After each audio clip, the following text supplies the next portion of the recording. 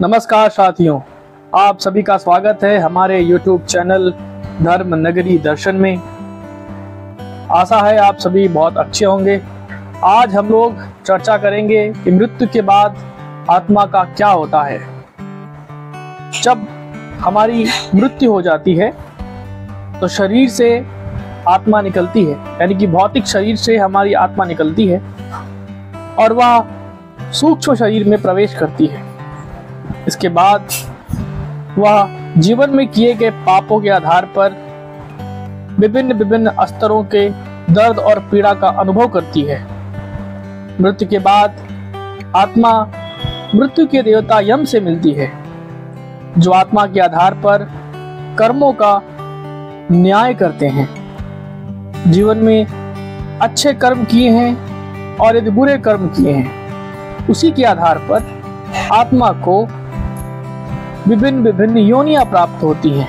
यदि आपने अच्छे कर्म किए हैं तो आपको अच्छी योनि प्राप्त होगी, बुरे कर्म किए हैं तो बुरी योनि प्राप्त होगी। परलोक पहुंचने से पहले आत्मा यमलोक पहुंचती है। यहाँ आत्मा को यम के द्वारा आंका जाता है और उसके पापों के आधार पर दंड दिए जाते हैं और आत्मा उन दंडों का अनुभव करती है। यमलोक के बाद जो अगला क्षेत्र है वो चित्रगुप्त का है।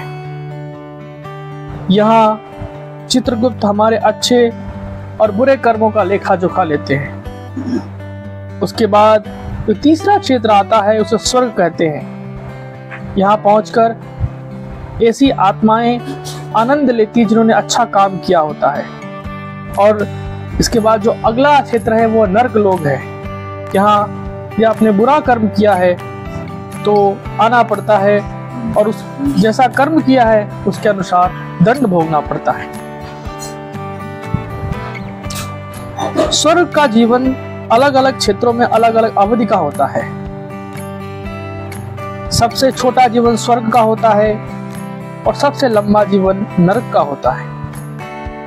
नरक में आत्माओं के दंड की अवधि उनके किए गए कर्मों के आधार पर निर्धारित होती है। कर्म के आधार पर ही पुनर्जन्म मिलता है, चाहे वो जानवर का हो या कीड़े मकोड़े का हो या गाय का हो या जो और अच्छे प्राणी, हाथी, भैंस, शेर, विभिन्न प्रकार की योनियां हैं। आपको किस योनि में जाना है, आप किस योनि में जाएंगे, इसका निर्धारण आपके कर्म के अनुसार ही होता है।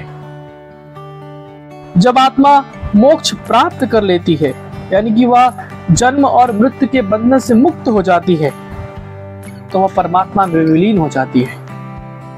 जब तक आत्मा को मोक्ष नहीं मिलता, उसे पुनर्जन्म लेना पड़ता है, फिर अपने सारे किए गए कर्म करने पड़ते हैं।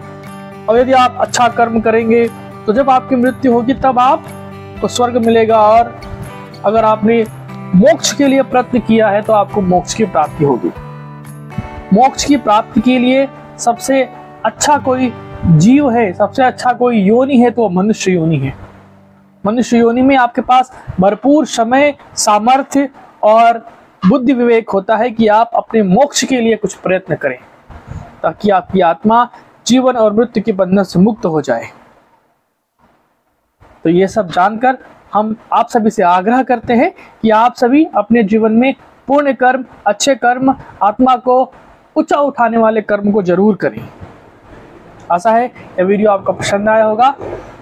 आप सभी दूसरों तक शेयर करें, इसको लाइक करें और अपने जीवन में अच्छे कर्म जरूर करें। आप सभी का बहुत बहुत धन्यवाद। नमस्कार।